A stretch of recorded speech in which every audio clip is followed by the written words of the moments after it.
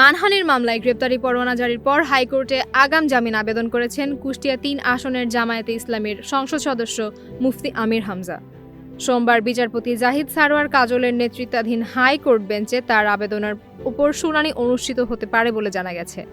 এর আগে গত ২১ এপ্রিল সিরাজগঞ্জের একটি আদালত তার বিরুদ্ধে গ্রেপ্তারি পরোয়ানা জারি করে। অভিযোগ রয়েছে, বিদ্যুৎ, জ্বালানি ও খনিজ সম্পদ মন্ত্রী ইকবাল হাসান মাহমুদ টুকুকে নিয়ে তিনি মানহানিকর মন্তব্য করেছিলেন। সিরাজগঞ্জের অতিরিক্ত চিফ জুডিশিয়াল ম্যাজিস্ট্রেট আদালত এই পরোয়ানা জারি করেন। আদালতে হাজিরার জন্য পূর্বে সমন জারি করা হলেও নির্ধারিত সময়ে উপস্থিত না হওয়ায় বিচারক এই আদেশ দেন। মামলাটি দায়ের করেন জেলা আইনজীবী সমিতির সাধারণ সম্পাদক ও অতিরিক্ত সরকারি কৌঁসুলি হুমায়ুন কবির। তার অভিযোগ, এক বক্তব্যে আমির হামজা মন্ত্রী ইকবাল হাসান মাহমুদকে নাস্তিক আখ্যা দেন এবং ধর্মকে নিয়ে কুরুচিপূর্ণ মন্তব্য করেন, যা মানহানিকর। ঘটনার সূত্রপাত হয় গত ২৬ মার্চের একটি বক্তব্যকে কেন্দ্র করে।